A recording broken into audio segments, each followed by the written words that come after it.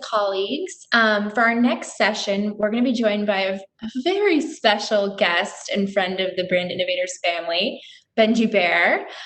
She is the Global Chief Marketing Officer of CBRE. Prior to joining CBRE in July 2019, she held a number of key positions at JP Morgan Chase, beginning as the firm's first Chief Marketing Officer for retirement. Benji then went on to build a new global product marketing team responsible for developing an investment content strategy and managing asset class team partnerships. This session will be moderated by our new friend, Paul Chenier, the head of sales at Bloomberg Quicktake, a part of Bloomberg LP. Welcome to the stage, guys. Hi. Hi. Thank you. All right. I'm not going to lie. We love all of our sessions. This session had a little extra internal Brand Innovators buzz because Benji is the amazing mother of Isabel, who I talked about earlier, who we just absolutely love. So thank you, Benji, for raising an awesome daughter. Thank you. Truly my honor to be part of the session today, and glad that she's contributing in a positive way. It's a great platform. So thank you for inviting me here. Thank you so much. And Paul, I know you've been around Brand Innovators for quite some time. We're excited to have you part of this in a virtual capacity today. Yeah, it's great to be here. I think my first exposure to Brand Innovators had to be 6 years ago, 5-6 years ago in Chicago. So yeah, it feels like a homecoming for me. So I'm happy to be here. Hey. Well, I'm gonna jet. I'll let you guys chat, and I'll come back in towards the end. Great, thank you so much, Lauren. Hey, Benji. Hey, how are you? Good to see you again. You're in a tiny little window, but I can see you barely.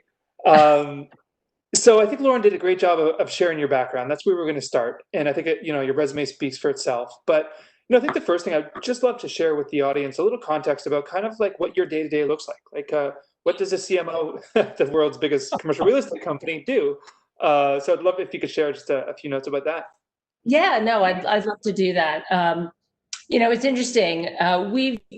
Part of my reason for joining CBRE was because of the opportunity to really reset what marketing was and what it is at a global real estate firm. So right now I focused in the last year a lot on talent and structure and making sure we had the best talent around us, structured in the way to deliver value to our clients and value to our brokers and all of our client-facing professionals. So the days are pretty busy right now. It is day in and day out Zoom. We are pretty much 24/7. We have over 500 offices from New York, Dallas to Vietnam, Thailand, Middle East, etc. So we do lots of great calls. I had a call this morning with my colleague in Singapore. And probably later today, I'll be speaking to our team in LA. So a lot of strategy around brand, getting that all, established as we think about our way forward. And certainly in the last few months, heads down on what does this mean in a COVID environment? What does it mean as a marketer? And really, oh my gosh, what does it mean for a real estate company? Space is in the crosshairs, very much so, of everything that we're trying to manage through. So I have some great, I guess you could say, war stories about what that's been like. I can imagine. Safe to assume the days fly by, but the weeks, or the days last forever, but the weeks fly by right now. Yeah. That's great. We'll come back to kind of, what you're working on strategically and some insights you have about the current predicament we find ourselves in. But, just to kind of focus a little bit on women in brand marketing to start. You've come up through two very male-dominated industries, finance and real estate. I can speak for finance, an industry that is really trying to redefine itself right now, really trying to make inroads. But what's it been like, kind of coming up as a woman, obviously being very successful in these two male-dominated fields? It's probably ignorance is a good thing. So you sort of, I was someone who was brought up by some very strong parents and had great role models. And I was always told I can, accomplish whatever I wanted to accomplish. And I kind of ignored, I think I was ignorant, probably to some of the biases that were around me during those particularly early years. I was also fortunate to have a number of key mentors, both men and women, who saw the potential in me and just helped me navigate through really, and particularly in finance, where the thought of wearing pants was like unheard of. So, I mean, very formal New York banking kind of environment, attaboys, lots of men and sort of chat behind the scenes. And I just was pretty focused. I mean, that is something that I think is a strength of mine. It can be a fault, but I'm singularly focused on what I'm trying to achieve and what I'm trying to get done, and be damned for the noise around me. So I think that focus helped me navigate that. I think as I grew my career and had the ability to have more influence, I was able to pick my head up and start to offer opportunities for women and how they could be successful in the workplace. And the hardest thing for me as a woman was the hardest and the greatest thing for me as a woman was having children. And how do you navigate children in your work life? How do you help others do the same? So I forged the way, I guess it was in 1993 or so. I don't want to date myself, but I just did.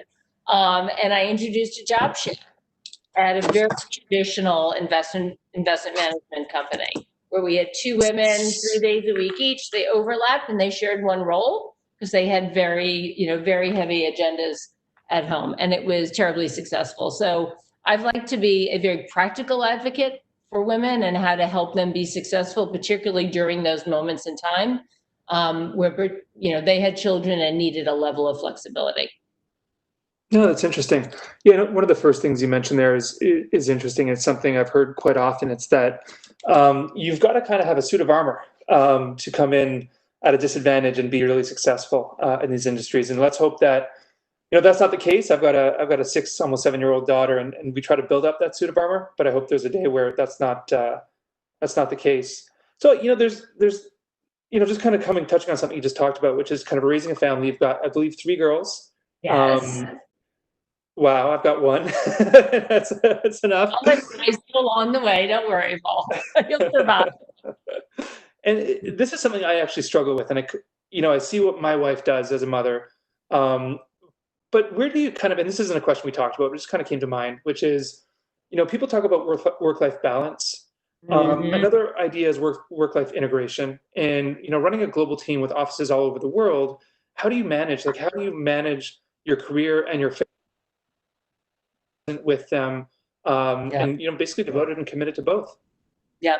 No, it's a great question. I can talk about what my life looks like today, but I think more interesting are the challenges that I experienced growing my career with 3 little children. So yes, I have 3 amazing rock star daughters, but the youngest is now 17 and the others are older, so they're highly independent. I would say during that time period when they were, first born and kind of going through those, first decade plus with them, I made some strategic choices, both to lean in and to lean back.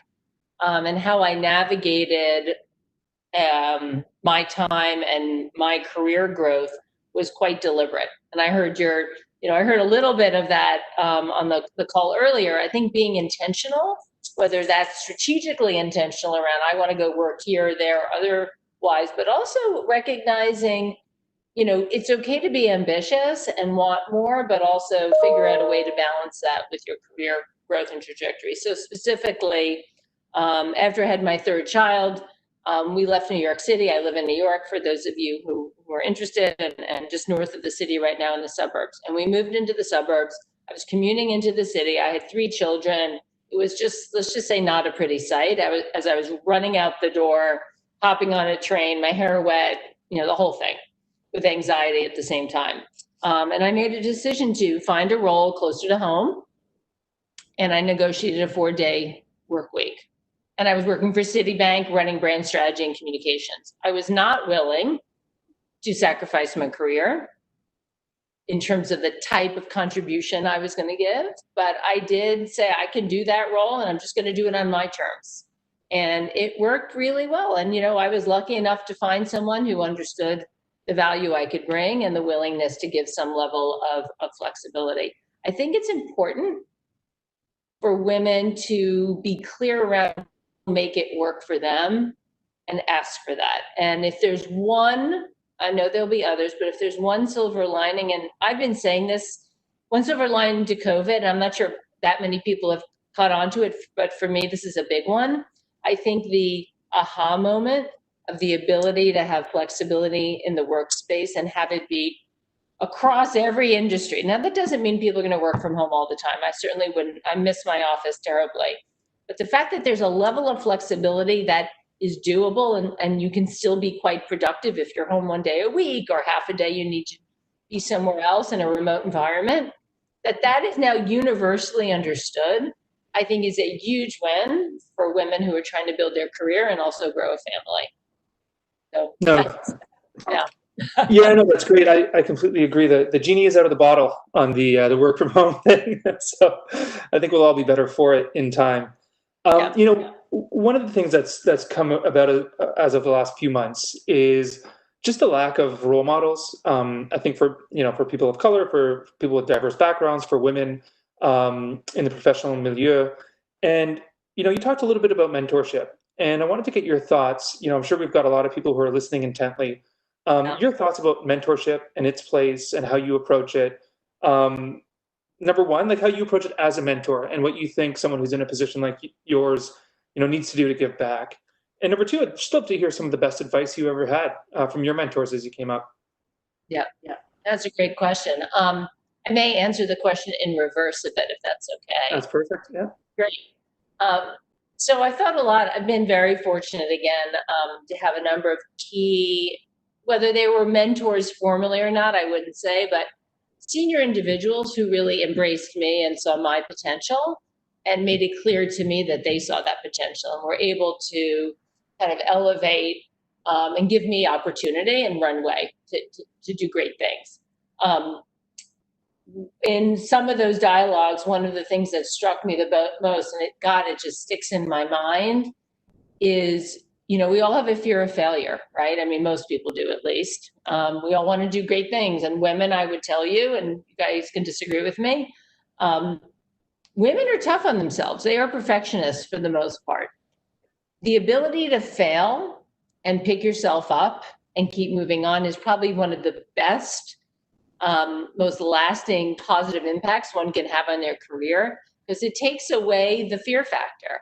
And you start to be able to maybe approach some of the projects, be a little bit bolder in your recommendation, trust your instincts a bit more, because you survived maybe a failure. And I'll never forget, it was a woman who was running a part of what was then Youre, which is now UBS Investment Management. She was a senior, she was a president, I think, of the division. And she's like, I did such and such, and it failed. And I'm still here, standing here in front of all of you. And that really did resonate a lot with me. In terms of mentorship and what I try and contribute and give to people, I think it's important to be specific. If you are a mentee, what you are seeking to gain from someone, right? And what are the things that I can help you with, and be prepared for honest feedback at the same time. So I try and be very direct and honest with people. I know I don't like my time wasted. So as a mentee, you should be very clear on what you're trying to get out of that relationship. But if I know someone's serious, I will open doors, give guidance, make connections for people. And then it's really their responsibility as a mentee to make use of those recommendations and those connection points. Oh, that's great. Yeah. Yeah, no, it's the fear of failure is real. And I mean, in my own career, I think it's something that I've come to terms with, and it's made me better, which is just understanding that, failing at something doesn't mean it's the end. And I think having someone in a position of seniority or power kind of own failure is really important, specifically for a woman to do so. Men, I think, this is about marketing for women, but, men can be a little bit tough on themselves too, that's for sure. Yes. But I think it's important for us all to destigmatize failure. And then people have to understand it's not typically the end for failure. It's just kind of a new beginning and a new way to look at things. So moving on. So, would love to hear, just from you as, a very successful woman in the field of brand marketing. We hit an inflection point this year. Like there's only before and after, basically March 12th, I guess. The world stopped spinning, and, it can be debated if it started spinning again. And, I just love to understand, I think you're pretty new to the role as CMO at CB Richard Ellis. I could be wrong on that.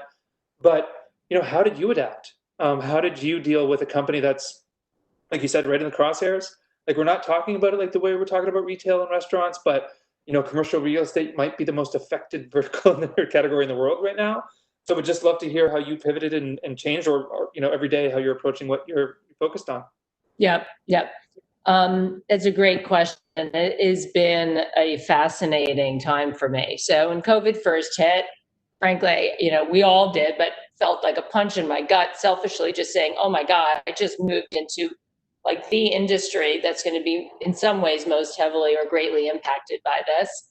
And on the other hand, I said, my God, I can take all of my knowledge that I have from financial services and the crises that I lived through with markets, the great financial crisis and many times before that. What are the tools and strategies that we deployed successfully in those instances? And, can we kind of translate them into this industry as well? And where we leaned in is we created a very clear framework. We talk about today, tomorrow, the future. And so I would say it is not about before and after. We're in kind of this, I think it was Ross Duteau wrote something about this in the Times. We're in a little bit of no man's land right now, right? Mm-hmm. There was before the crisis, then there's this weird phase we're in now, which has people in a bit of paralysis, but there is a future, right? And that future is going to be great, and we're going to get through it and be on the other side, where hopefully the conditions change. Our strategy from a marketing standpoint has been to lean in and be as engaged with our clients as possible. Now, traditionally at CBRE in the real estate industry, that is a face-to-face engagement. That is a very physical experience, whether that is walking through a new office building or showing a space of a new Amazon headquarters. It's a many things, but it is very physical because it is about space. It is not the transacting of stocks and bonds on the internet or through the stock exchange.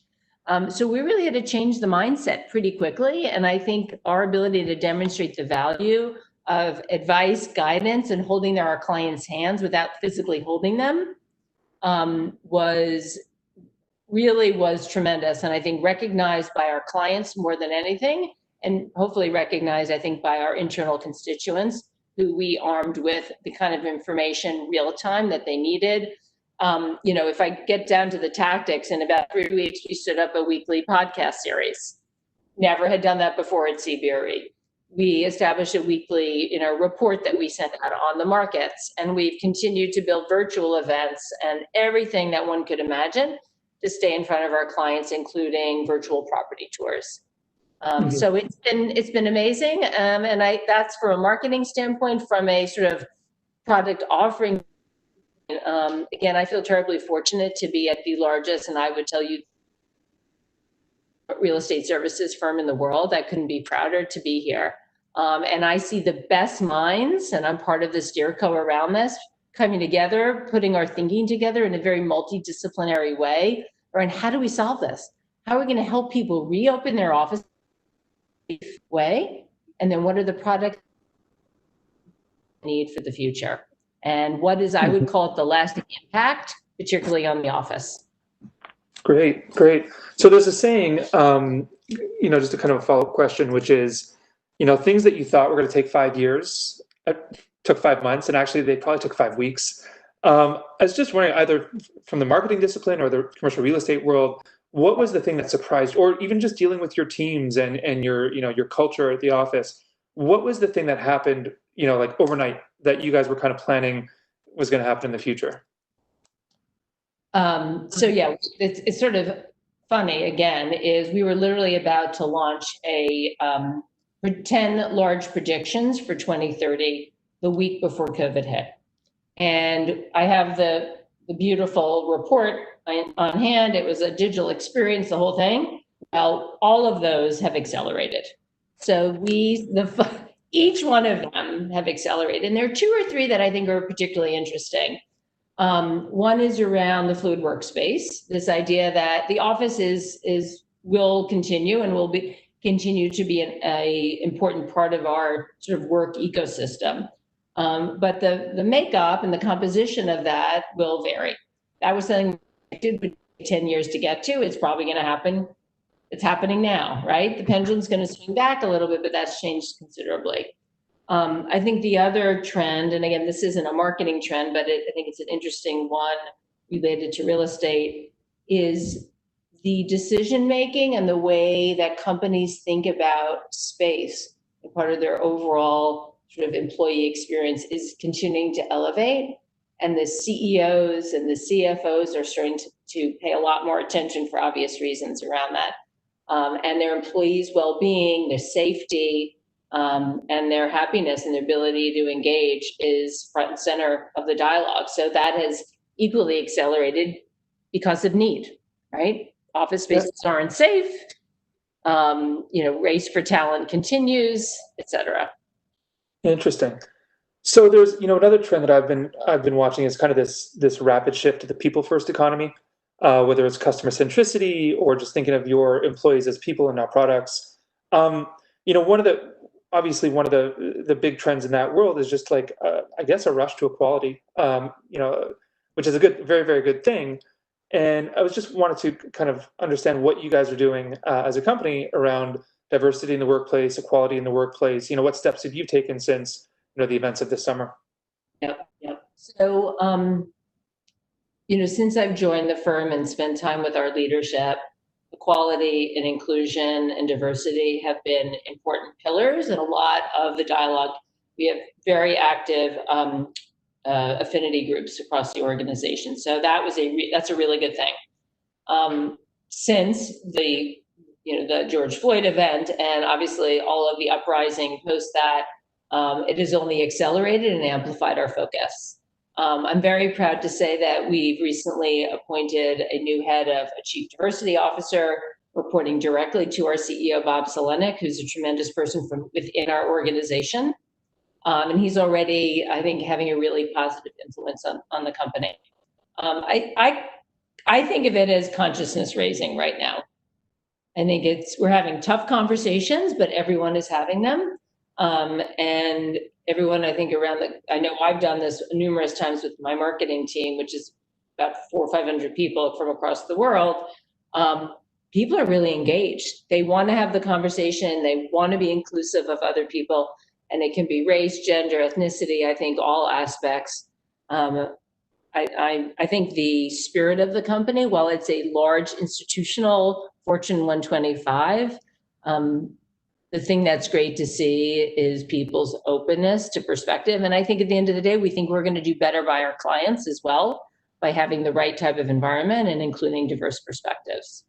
So with a commitment by our CEO and how that has trickled down is pretty significant.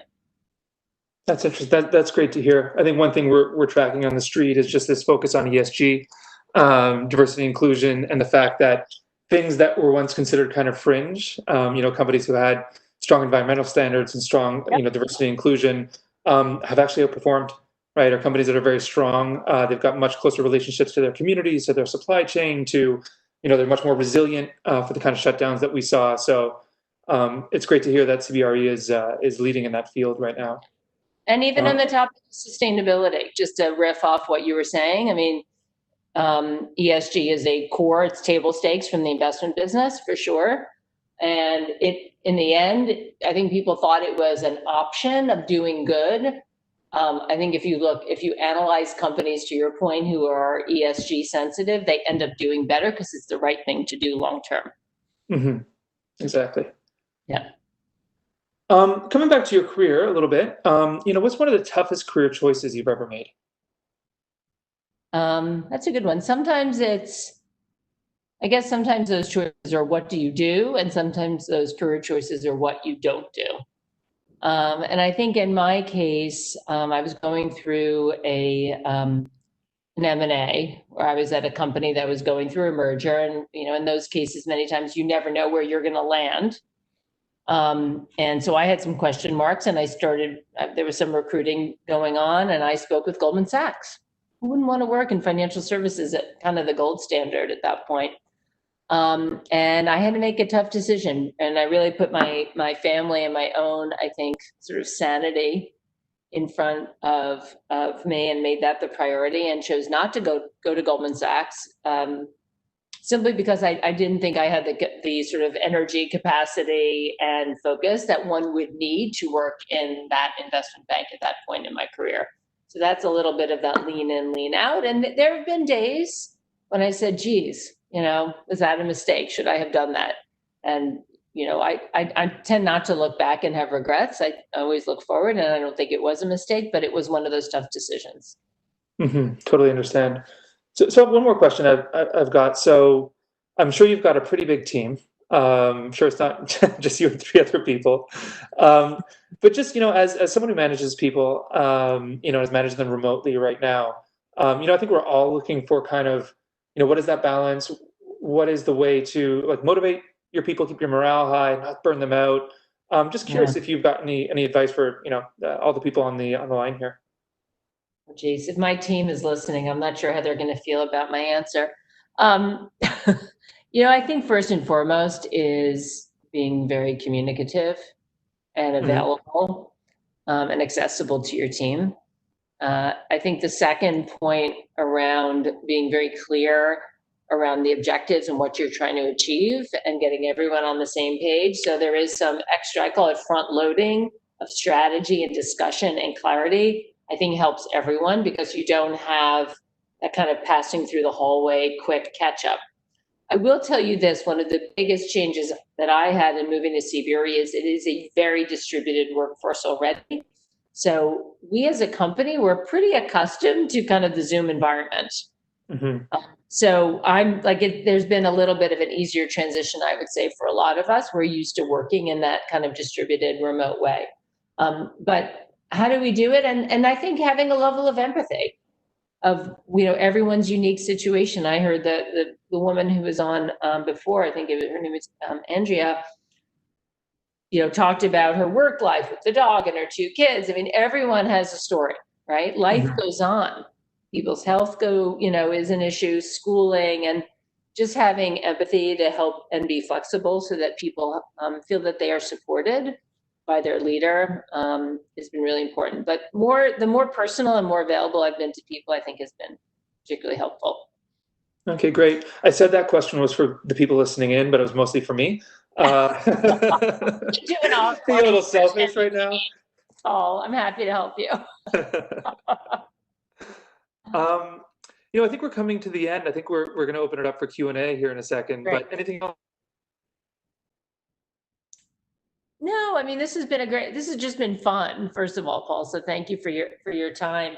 I didn't talk a lot about marketing strategy. I think the focus more on what is it like to be a woman in a B2B large financial institution or real estate company, and the challenges. Hopefully that gives people good insight and a way forward and hope, and working through COVID. I think flexibility probably and adaptability are two traits that if you can bring to bear will only help you, as you think about your future. And that's something that I think I've gotten better at over time. That's great. Thank you very much. So the hotline just lit up. We've got a lot of questions coming in. First of all, what brands do you look up to? What leaders in marketing do you admire? Okay, great. Right now there are a few brands, particularly at CBRE, that we look toward. We think about McKinsey very much. We look at Accenture. We look at the work that JPMorgan Chase does across the full spectrum as brands that are iconic in many respects. And I would say IBM as well from a marketing standpoint, where I envy a lot of their work in the Smart Planet platform. Those are probably 3 or 4 that I envy. And again, I'm in the B2B space right now, and of my career, we always think about the end user, but we are focused on, key business decision makers. So those are kind of that's the right company that we want to keep. Exactly. So a very tactical question. Sure. Where are you learning best practices for developing better customer relationships through digital touchpoints? Email, social media, apps? Yep. Great question. I've I've re-engineered our team pretty significantly, and I've brought on board lots of people from the B2C space to teach us. So it's talent that I'm bringing to the table that are teaching me, frankly, and then agency partners who are leading us as well.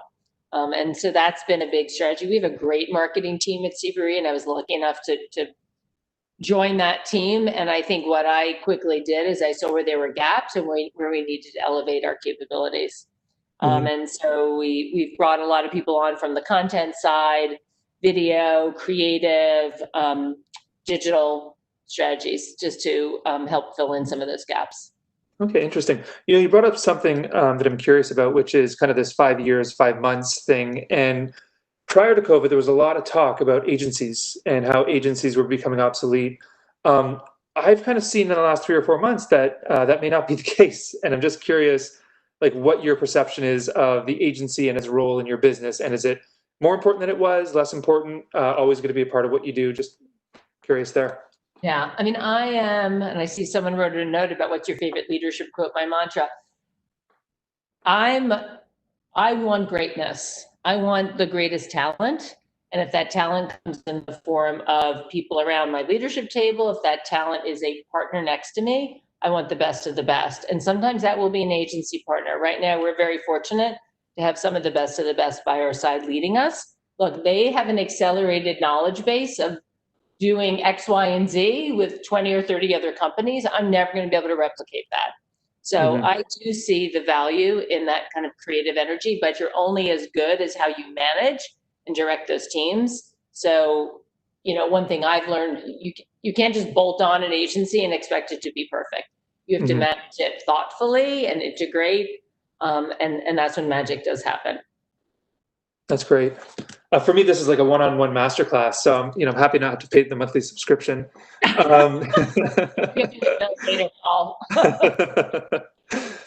What B2B marketing strategies are you prioritizing right now? Content. I think content is king for us. We have a wealth. I call it an embarrassment of riches in terms of content and thought leadership and research.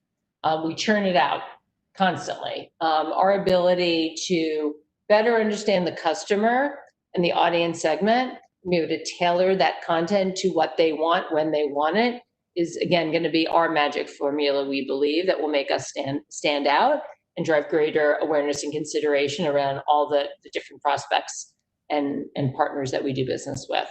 So it is really that advice and guidance that we're seeking to differentiate around. Interesting. So in the world of content, you've got best-in-class editorial content you can align with.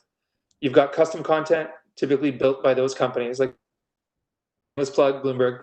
And then you've got supplied content, which is something we've seen really come companies like Goldman and Bank of America. Where do you see that mix evolving over the coming years to a place where you are a content creator, a place where you partner with brands with credibility and the capacity to build, or just want to understand what you think where that's going? Yeah, I mean, I think as leaders in the real estate ecosystem and having real perspective from the angle of investors in real estate, tenants in real estate, and then you and I are experiencing the workplace, we have unique proprietary insights that we're trying to bring to bear. So I would say the content that I'm referring to is CBRE generated. Now, sometimes there's a partnership. We're seeking to bring other advisors and experts to the table. For example, just quickly with COVID, we're partnering with Johns Hopkins. So we have someone from Hopkins who's partnering with us as we think about solutions and how to provide advice and guidance. But it is all really funneling through our voice. And we see that as a really important differentiator. That's great. A couple more here from the field. How has your leadership style changed over the past few months? And you touched on some of those themes. Actually, let me make it a bigger question. How has it changed over the past few years? Okay, I think that's probably a good one. This is a term many of you have probably heard, servant leadership. I think that's something I'm more attuned to now and I'm able to do now, where I'm really here to be a facilitator to my team more than anything. I mean, there are certain projects which I'm clearly driving, but I want to help my team thrive and do great work and grow their careers. And I'm there in service of them in many respects. So I think that is a transition. I don't think I would have said that to you maybe 4 or 5 years ago when I was clawing my way to figure out how to do what I was doing. I totally understand. I was trying to see if there's any more.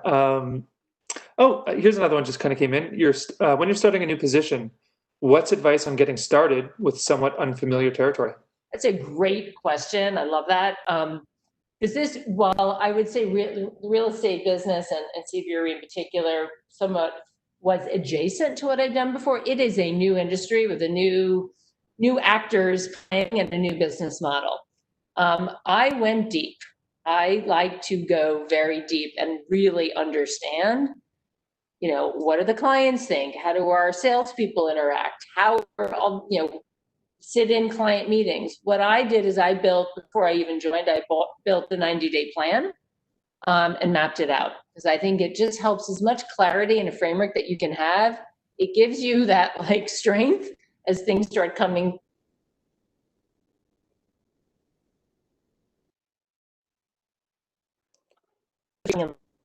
Probably 4 weeks, understanding the different markets, the different challenges people are having, and trying to understand the business.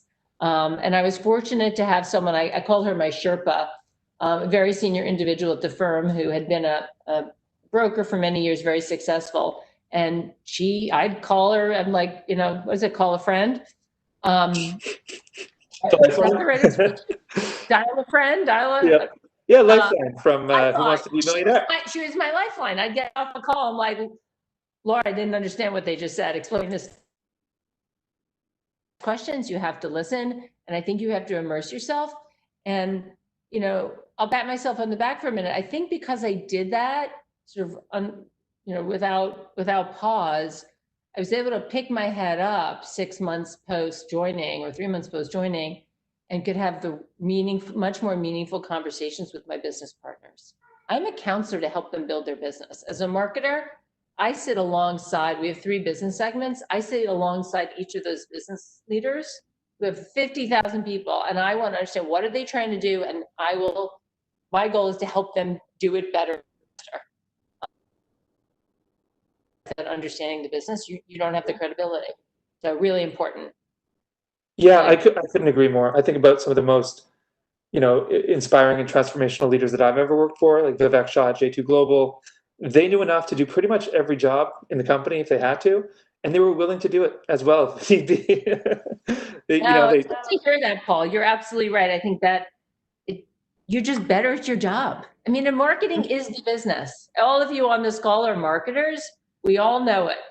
We see everything. We're in a very special and unique position as marketers, I believe, that we understand the business and the inner workings sometimes better than others in the company, sitting in different roles. So it's a special place. Yeah, no, I agree.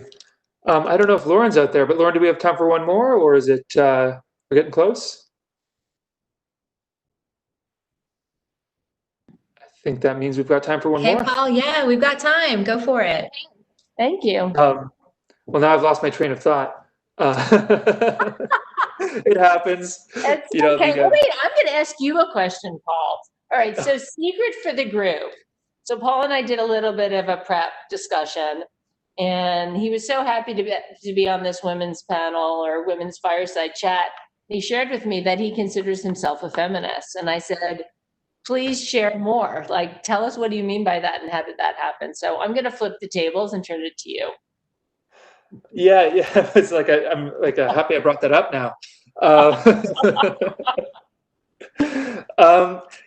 I come from kind of a long line of, I'd say, powerful women. I've got 2 older sisters who are brilliant. My mother was the head of the union for the Teachers Association. And I just grew up living in a world where there was nothing they couldn't do. And when I started understanding that, the world wasn't necessarily fair and it wasn't necessarily equal, it was just a foreign concept to me. It was just this foundational belief I had that there was no job a man could do that a woman couldn't do, as well or better, outside of, like I said, maybe physical strength stuff, a little bit different. But, and I think each gender brings a unique perspective and a unique like something special to the jobs I do, but it was just foreign to me. And then I've always been fortunate to have, lead teams that are, predominantly made up of women, or be on teams with a lot of women, or work for really powerful and strong women leaders. And I was explaining my beliefs around equality and around, this untapped potential we have as a people, as a country, as a planet, right? That's just like trapped in our people, which is the women who could be doing so much more if only they had the chance. And someone just said, "Oh, you're a feminist," and I was just like, "What?" I'm not a feminist. I just believe, in equality for both genders. And then I realized over time that yes, I am a feminist. So I think it's, like I said, we talked a little about it, but we think about how do we get more out of our planet, right? And so much of that potential is just trapped in the people, and it's just waiting to come out. And I believe it's women, but it's also people of color, communities that have traditionally been under disadvantaged. I think if we can get everybody to a level playing field, as we discussed, we're just going to move fast. We're just going to move forward so much faster. We'll live in a better world. So, yes, I am a feminist. Wear it proudly. You're a tremendous optimist, which I love too. Yeah, and it is simple. It's conceptually very simple. How can you argue with what you just said? Mm-hmm. I think that getting there is the hard part. Yeah, exactly. It's a lot of hard work to be done, a lot of minds and hearts to change. But it's I think you said it earlier, but it's like a show, don't tell. When you see people like yourself leading 100,000 person companies into a bold new future, it gives a lot of people around you and a lot of people that look up to you a lot of hope for themselves and for the future of our country. It's a beautiful note. Well, thank you very much. I've really enjoyed this. I hope we stay in touch. I think there's 65 people listening in, but and we love Bloomberg. Good stuff. Oh. You guys do great work. I listen all the time. So a little shout out to the Bloomberg platform, offering an awful lot to everyone. Yeah, exactly. Thank you very much. I'll tell everyone that you feel that way, because it is a special company as well. Thank you guys so much for your office. Sorry, Lauren. Oh no, I'm so sorry. I was just saying thank you for taking the time to join us today. I hope you'll both consider coming back again. We're doing this every day. So every day, Paul and every day. We're going to do it for the Bloomberg studio next time. Yeah. Okay. That work. I've never been there. Sorry, Paul. I have. Yeah, I know. It's everyone's like, your office is so beautiful. I'm like, beautiful. In March. We love beautiful office spaces, so. I'm looking forward to getting back there. Looking forward to bringing the energy back to New York City. We all are. All in. All right. Thank you very much. Thank you very much, Lauren. Thank you very much, Benji, and for everyone listening in today. Have a great day, everyone. Be safe. You too. Thank you. Yeah. All right. So I can't believe it, but we're transitioning to our last session of the